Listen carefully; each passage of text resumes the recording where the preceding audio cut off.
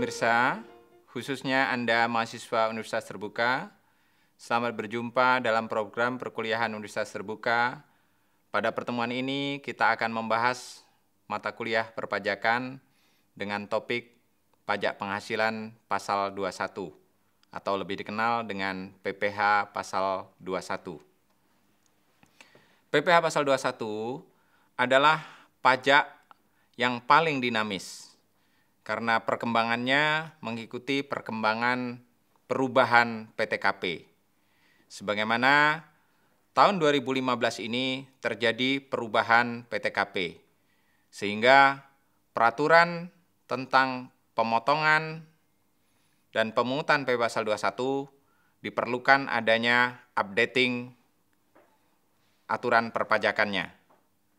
Nah, aturan yang paling update untuk PPh pasal 21 adalah Peraturan Dirjen Pajak nomor 32/PJ/2015. Nah, siapa saja yang menjadi sasaran dalam PPh pasal 21 ini? Yang merupakan subjek dalam PPh pasal 21 adalah penerima penghasilan. Penerima penghasilan terdiri dari penerima penghasilan dari sumber penghasilan yang bersifat teratur atau nanti disebut sebagai pegawai tetap, dan penerima penghasilan yang bersumber dari penghasilan yang tidak teratur, yang disebutnya sebagai pegawai tidak tetap. Sebelum kita membahas lebih lanjut tentang PPh pasal 21, di dalam PPh pasal 21 ini kita akan mengenal adanya pemotong PPh pasal 21. Siapa saja yang digolongkan sebagai pemotong PPh pasal 21? Yang pertama adalah pemberi kerja. Pemberi kerja ini adalah bisa pemberi kerja orang pribadi dan bisa pula pemberi kerja ini bersifat badan. Artinya, siapapun yang memiliki pegawai atau melakukan pembayaran atas gaji dan upah kepada orang pribadi, dia sebagai pemotong PPh pasal 21. Yang kedua, pemberi kerja berupa cabang, perwakilan, unit. Dalam hal kegiatan cabang, unit juga melakukan pembayaran gaji, upah, honorarium, dan tunjangan lainnya, maka di cabang atau perwakilan tersebut juga harus melakukan pemotongan PPh pasal 21. Selanjutnya, yang juga diwajibkan sebagai pemotong PPh pasal 21 adalah bendahara atau pemegang kas pemerintah. Bendahara atau pemegang kas pemerintah juga harus melakukan pemotongan PPh pasal 21, sehingga gaji-gaji PNS atau pegawai negeri sipil yang dibayarkan kepada pegawai negeri sipil juga tidak luput dari pemotongan PPh pasal 21.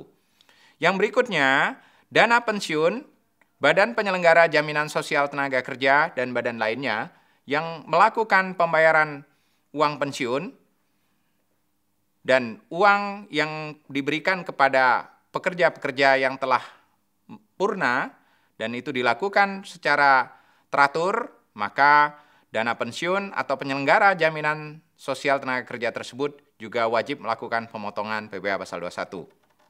Yang berikutnya, yang tetap dikategorikan sebagai pemotong PPh pasal 21 juga orang pribadi yang melakukan kegiatan usaha atau pekerjaan bebas. Orang pribadi yang melakukan kegiatan usaha artinya mereka yang berusaha bergerak di bidang perdagangan, perindustrian, pertanian, perkebunan, dan lain sebagainya, yang memiliki pegawai atau pekerja yang dilakukan pembayaran atas upah, gaji, atau honorarium, wajib pula melakukan pemotongan PPh pasal 21. Termasuk orang pribadi pekerjaan bebas.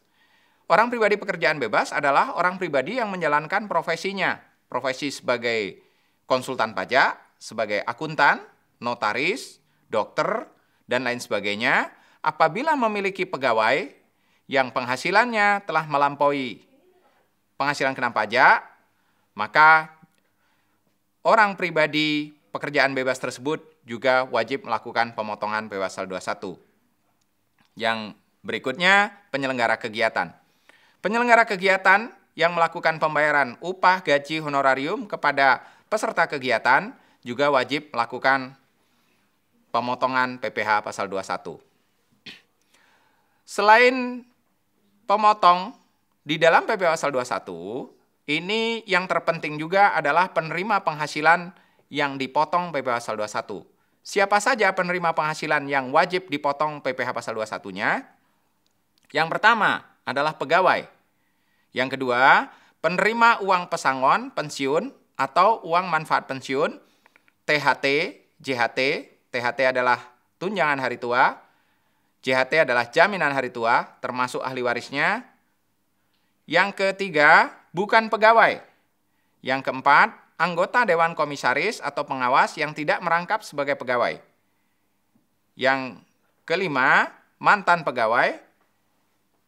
Yang keenam, peserta kegiatan. Peserta kegiatan ini seperti peserta perlombaan, peserta rapat, konferensi, sidang, pertemuan, kunjungan kerja, peserta atau anggota kepanitiaan, peserta pendidikan, pelatihan, dan magang, peserta kegiatan lainnya juga merupakan penerima-penerima penghasilan yang atas penghasilannya akan dikenakan PPh Pasal 21. Nah, selanjutnya, penghasilan apa saja yang dikenakan PPh Pasal 21? Penghasilan yang dapat dikenakan PPh Pasal 21 meliputi penghasilan pegawai tetap, baik penghasilan yang teratur maupun penghasilan yang tidak teratur. Penghasilan penerima pensiun adalah penerima pensiun yang menerima penghasilan secara berkala. Uang pesangon, uang pensiun, tunjangan hari tua atau jaminan hari tua yang dibayarkan sekaligus yang pembayarannya melewati jangka waktu 2 tahun. Penghasilan pegawai tidak tetap atau tenaga kerja lepas, imbalan kepada bukan pegawai, imbalan kepada peserta kegiatan, imbalan kepada Dewan Komisaris, pengawas yang bukan merupakan pegawai tetap pada perusahaan yang sama, imbalan kepada mantan pegawai, penarikan dana pensiun oleh pegawai, semuanya merupakan penghasilan-penghasilan yang dapat dikenakan PPh Pasal 21.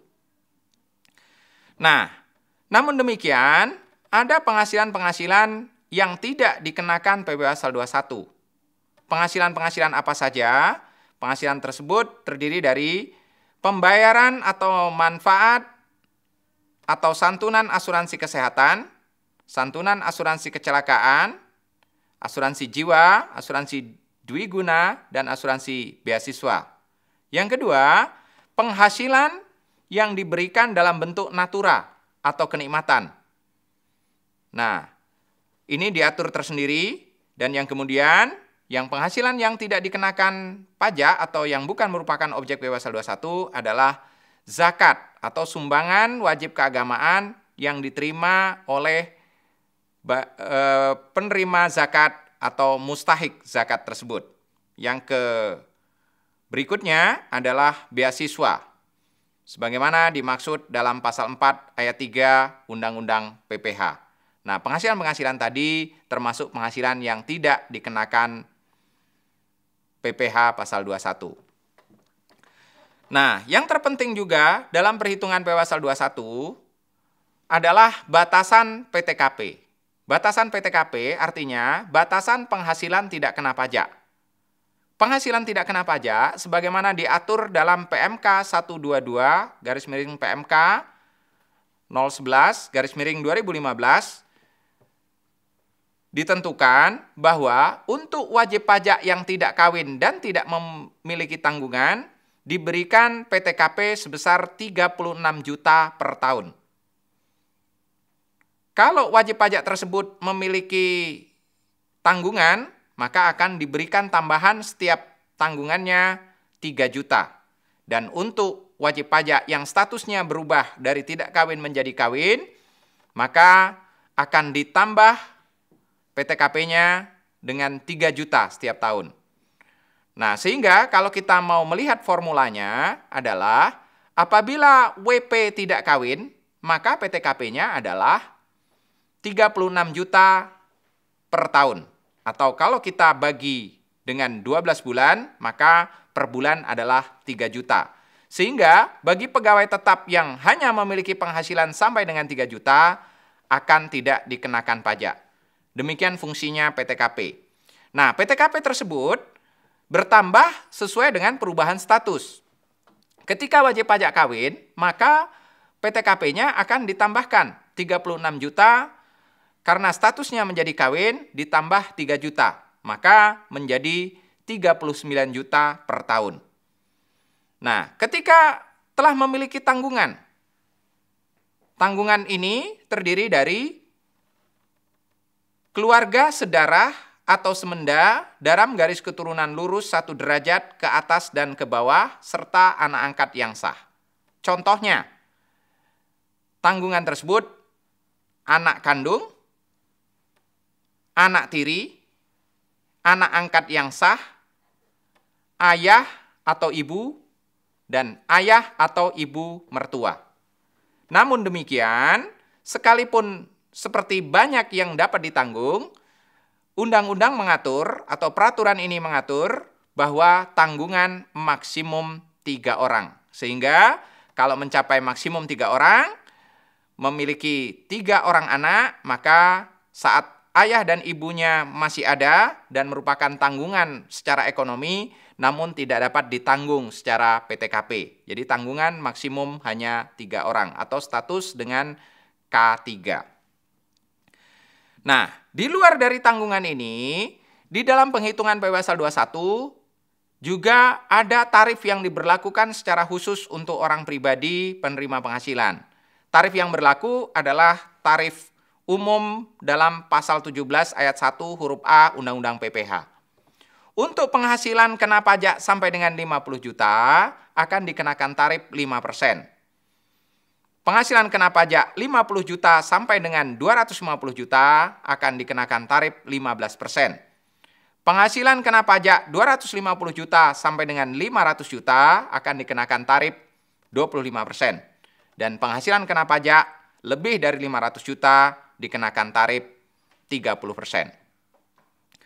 Nah, bagaimana cara menghitung pajak penghasilan pasal 21? Dibagi menjadi beberapa cara. Yang pertama, perhitungan untuk pegawai tetap. Untuk pegawai tetap, formulanya terdiri dari gaji, tunjangan, premi asuransi dibayar pemberi kerja, dan lain sebagainya yang diterima oleh wajib pajak, semuanya akan dijumlahkan. Jumlah tersebut akan menjadi penghasilan bruto. Namun demikian, apabila ada pegawai hanya diberikan gaji saja, maka gaji tersebutlah yang dianggap sebagai penghasilan bruto. Penghasilan bruto tersebut akan dikurangi dengan biaya jabatan, 5% dari penghasilan bruto.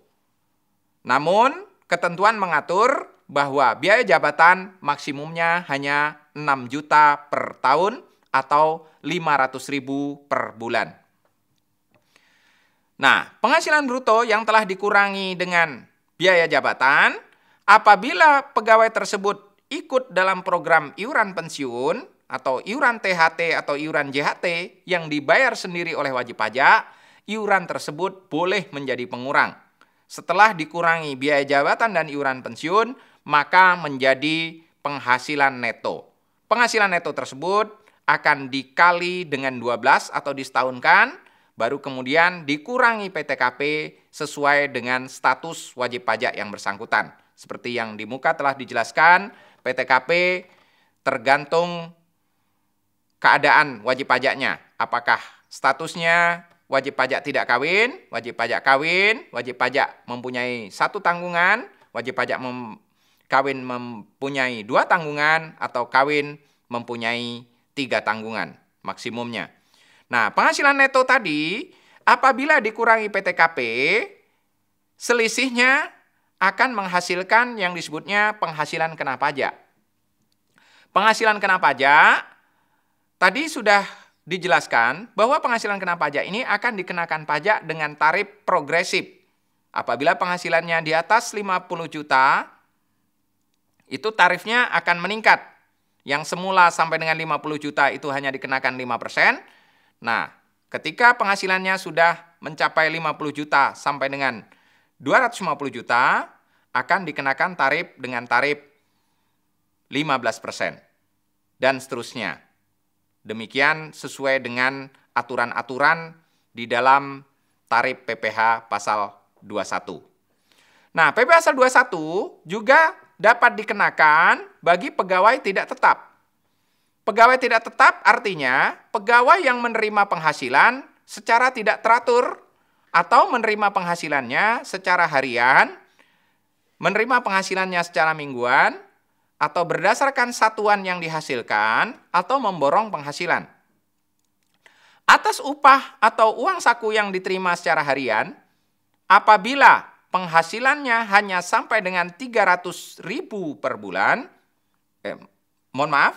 maksud saya penghasilannya hanya sampai dengan 300.000 per hari, penghasilan tersebut tidak dipotong PPh pasal 21 karena PTKP harian sebesar 300.000. Nah, apabila penghasilannya melampaui 300.000, maka penghasilan yang diperoleh dikurangi dengan 300.000, selisihnya akan dikali dengan 5%. Kita ambil contoh, misalnya penghasilannya sehari 400.000, maka akan dikurangi dengan 300.000, selisihnya adalah 100.000 dikali 5%, maka didapatkan 5.000. 5.000 lah yang akan dipotongkan atas penghasilan 400.000 yang diterima oleh pegawai tidak tetap tadi. Nah, pegawai tidak tetap ini masih dikategorikan dengan beberapa bagian lagi. Ada penerima penghasilan yang disebutnya sebagai bukan pegawai. Bukan pegawai, di sini akan diformulasikan dalam penghitungan PP Pasal 21-nya dengan formula yang berbeda pula. Untuk bukan pegawai, formulanya adalah penghasilan bruto dikali 50% dikali tarif pasal 17. Atau kalau kita sajikan dalam contoh, misalnya penghasilannya 10 juta akan dikalikan dengan 50% menjadi 5 juta. 5 juta karena di bawah dari 50 juta dikenakan tarif 5%. Nah, demikian untuk penghitungan bukan pegawai.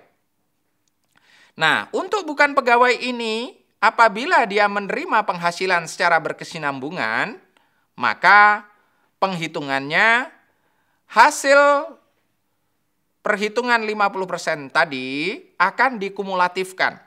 Apabila kumulatifnya telah melampaui 50 juta, maka akan dikenakan tarif 15%.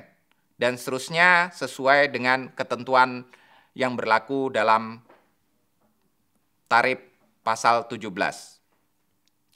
Nah, yang lainnya, PP Pasal 21 juga dapat dikenakan kepada Dewan Komisaris, pengawas, dan pegawai non-tetap lainnya, mantan pegawai, peserta program pensiun yang berstatus pegawai.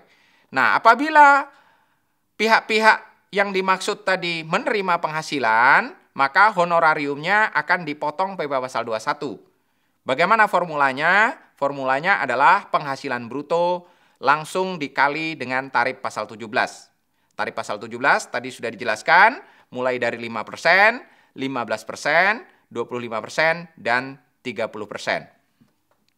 PP Pasal 21 berlaku sebagai pajak yang bersifat massa, sehingga setiap pemberi kerja atau pemotong wajib melakukan perhitungan, pemotongan, dan pemungutan, serta penyetoran dan pelaporan.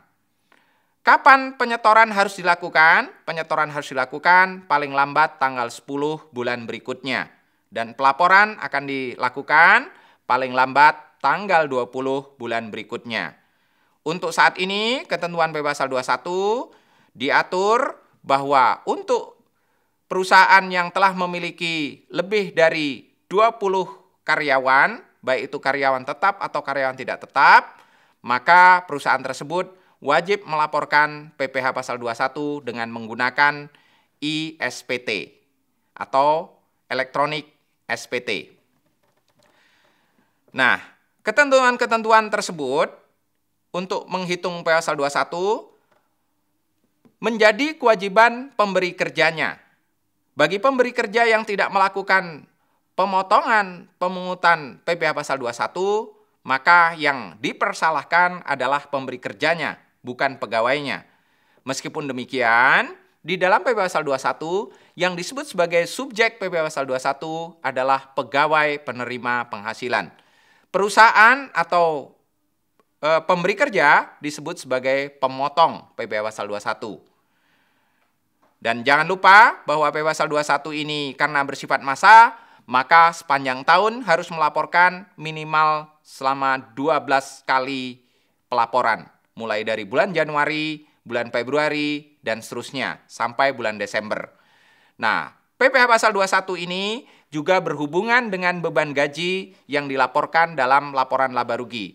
Di dalam laporan laba rugi nanti akan tercermin di laporan laba rugi yang dilaporkan setiap tahun, dan laporan laba rugi akan melaporkan seluruh pembayaran PPh Pasal 21 dan pembayaran gaji kepada seluruh pegawainya, sehingga apa yang dilaporkan di SPT Massa PPh Pasal 21 sama dengan yang dilaporkan dalam laporan laba rugi yang dilaporkan oleh perusahaan. Demikian paparan PPh Pasal 21 ini. Pemirsa, khususnya mahasiswa Universitas Terbuka dimanapun Anda berada, sampai di sini perjumpaan kita kali ini. Semoga tayangan ini bermanfaat bagi Anda. Selamat belajar dan sukses selalu.